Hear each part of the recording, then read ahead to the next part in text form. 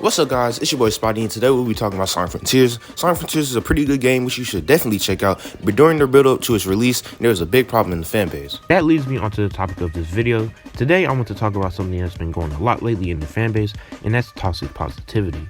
After all the Frontier stuff dropped, it really popped up everywhere, so that was a big motive as to why I want to talk about it. What is toxic positivity? Who's doing it? Why are people doing it? We'll dive into all of that in the video today, so let's get into it. First, I want to talk about this. If you follow me on Twitter, you probably know all about this, but if you don't, then I'll explain it. So when the first gameplay trailer of Sonic Frontiers dropped, I criticized the game, and this person just went after me just because I criticized it. Then I blocked them, and they went on alts to continue to harass me just because I criticized the game. Then when I blocked those alts, they sent people after me. This just went on for a week. I'll show you the whole thread so you can see it for yourself.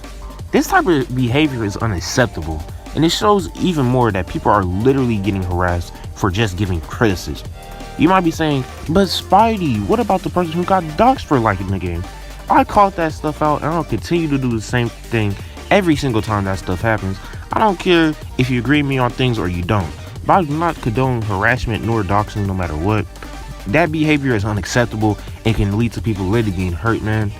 We as a fan base need to come together and realize that no matter our opinions, we should understand that harassment and doxing isn't okay and will never be tolerated and never will be okay.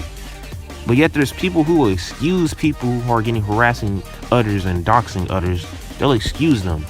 Harassing and sending people after someone for a week isn't okay nor excusable. So the fact that people try to excuse it is just pathetic, and it just shows how bad of a human being they are. Anyways, let's move on to the rest of the video. First, what is toxic positivity?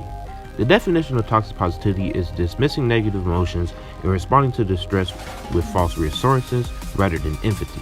For example, if someone criticizes something, then you tell them to shut up and the thing will be good, then you dismiss their criticism and force them to be positive.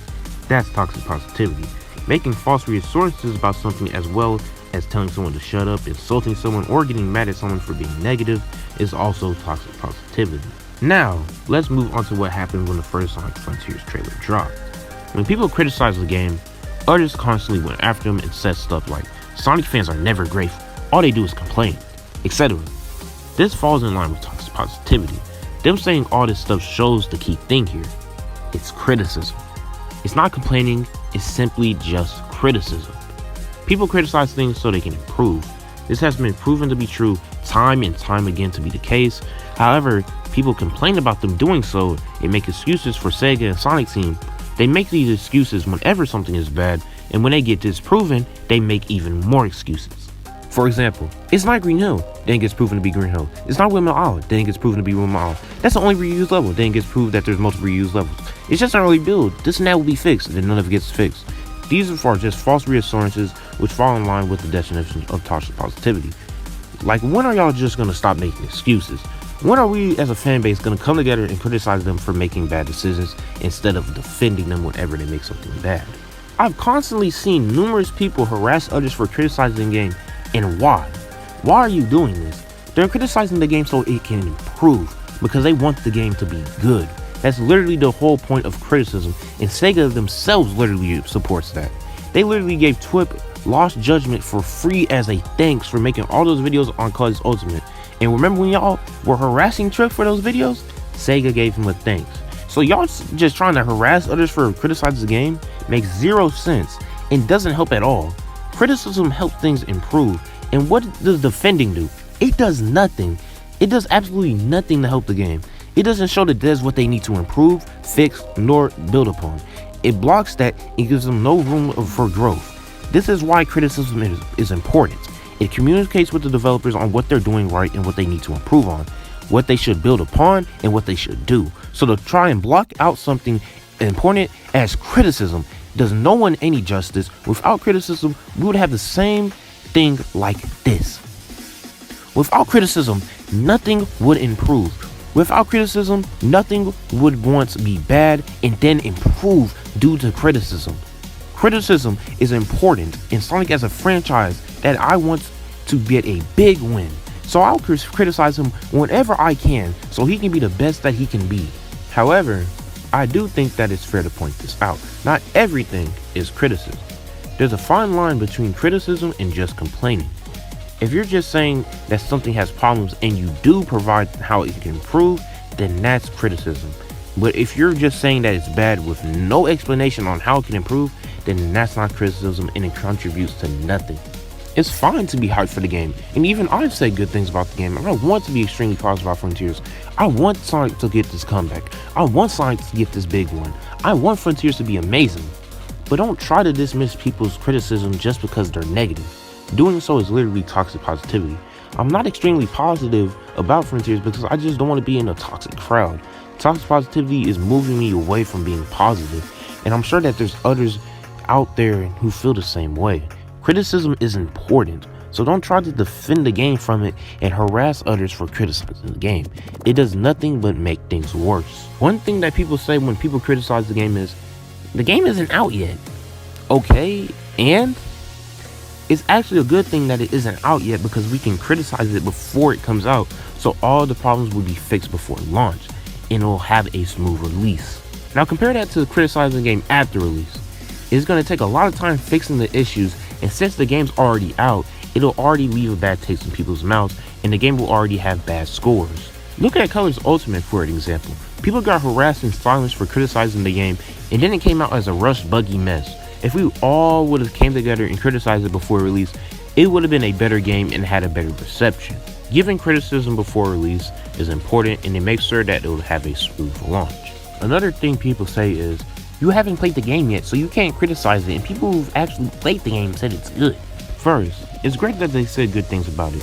It's reassuring that this game will be enjoyable to people and casuals, but that doesn't mean we can't criticize the game. Like I said, they're casuals, so their viewpoints are going to be different from us hardcore fans. It doesn't mean that their opinions are invalid, nor does it mean that us hardcore fans will hate it. It just means that our opinions are usually different, so we gotta see if they're gonna be the same this time. Next, about the, you haven't played the game yet, so you can't criticize it. It's just blatant toxic positivity because you're literally just dismissing criticism and trying to force people to stop criticizing.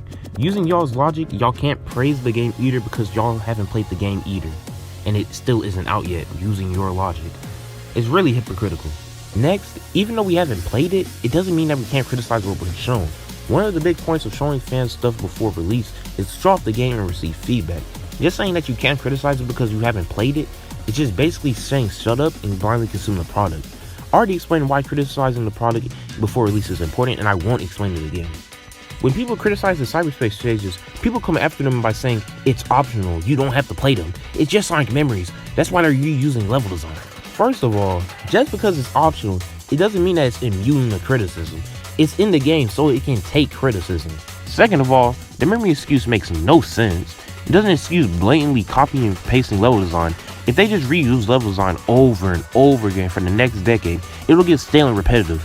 Also, the excuse is more flawed when you consider the fact that they ripped Skyrail's level design from SA2 when it's a shadow stage. That level isn't a memory that Sonic will have. And I know that in the early build of SA2 Sonic has Skyrail, but in the finished product he doesn't, and that's what the canon went off of.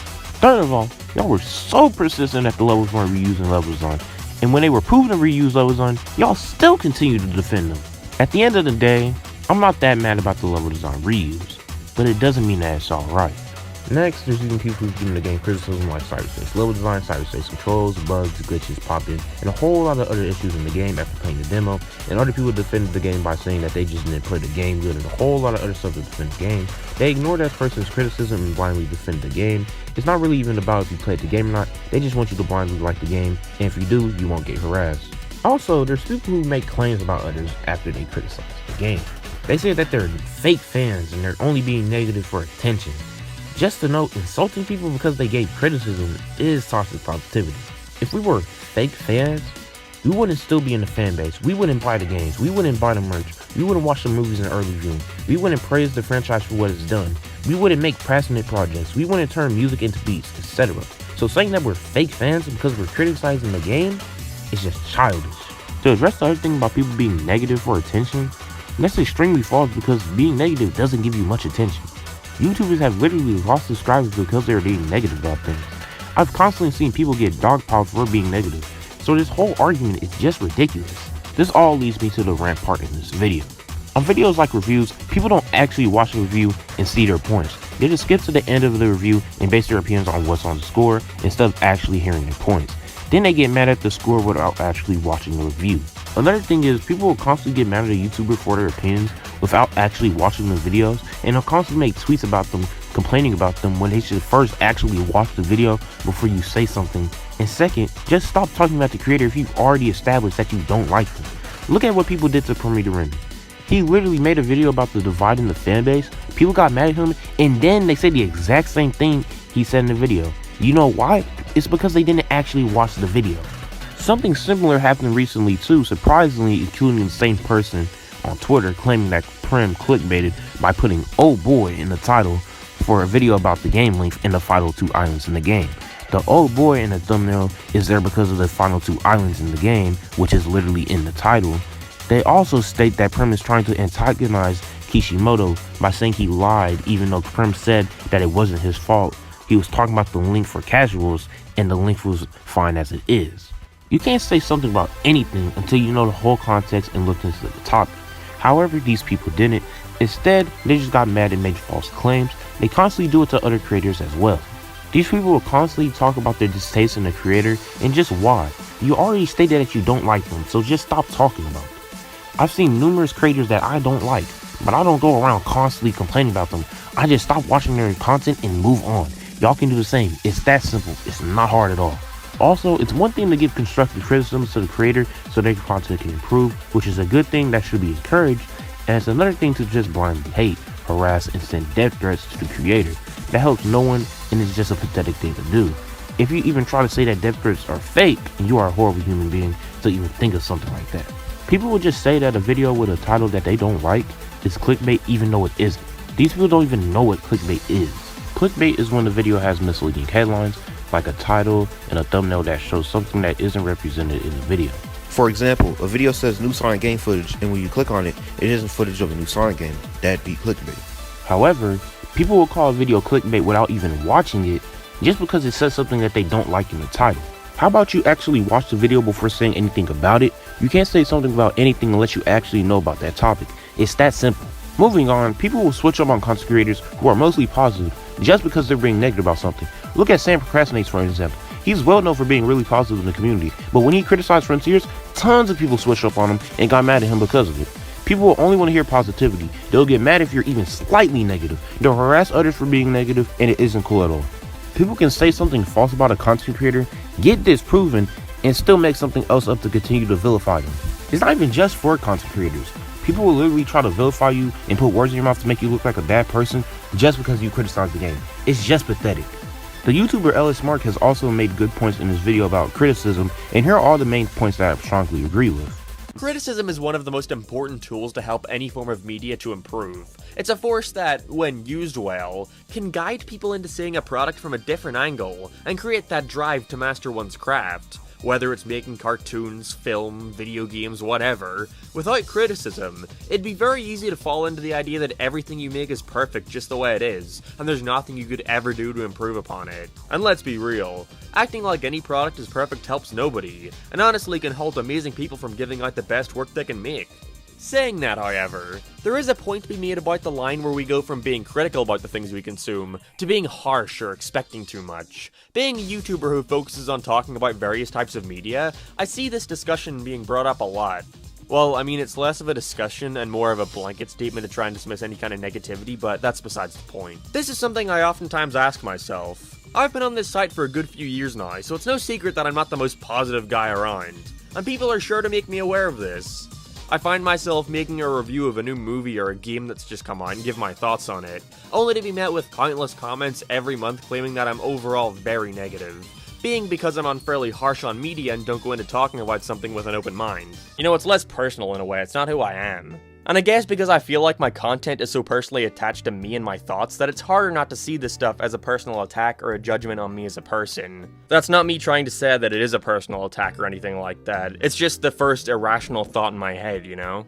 I'm in no way trying to say that the people who try to critique me in any way are only doing it as a personal attack, you know? But with the people who do, I have to make the most obvious and lame statement ever and say, you don't know me, you don't know what I'm like in real life. All you see are the words in an essay I'm writing to myself. If someone in real life told me they liked Mitchell's vs. the Machines, I'd probably say cool. But like I said, it's not something I can really help. It's just the sad byproduct of folks not recognizing the disconnect between online and real life. And the usual response to that is that the biggest issue is not clarifying enough that this is just my own opinion, and if I simply stated that, then things would be fine.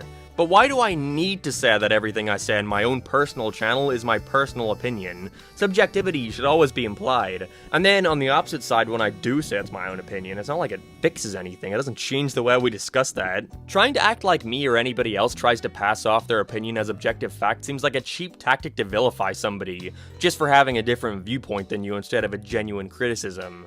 And the only people who are gonna believe it are other people who already don't like you, because they have a different opinion from you, so there's no winning trying to have a reasonable discussion with these people. While I'm at it, I also see this lame idea being thrown around where people try to dismiss everything you say about something because, well, you just went in wanting to hate it. You were never gonna give it a chance. Which to me comes off like the most insane level of coping ever, where I can't simply look at something and have a negative opinion on it without there needing to be some ulterior motive. Like I'm sitting here like, oh, Turning Red comes out soon, better start writing the review now since I already know I'm gonna hate it. This'll get me all the clicks. Like that movie, by the way. I see that a lot too. People commenting on my reviews before even watching them saying, boy, I can't wait to see Mark hate on another new movie that was released. How typical. Only to watch the video and see that I actually in fact enjoyed it because surprise surprise, I don't hate everything I watch. And I'm just sitting here like, isn't that going into my thing being biased and wanting to dislike it? I don't know, I think every YouTuber at some point runs the positive versus negative debate in their head every once in a while, where it's brought to their attention that a majority of their videos are negative and they've got to try and be positive for once. It's so weird to me because usually the people saying that they'd wish you'd do this don't even watch your stuff nor care about it, so it's not like they'd be watching the positive videos anyway.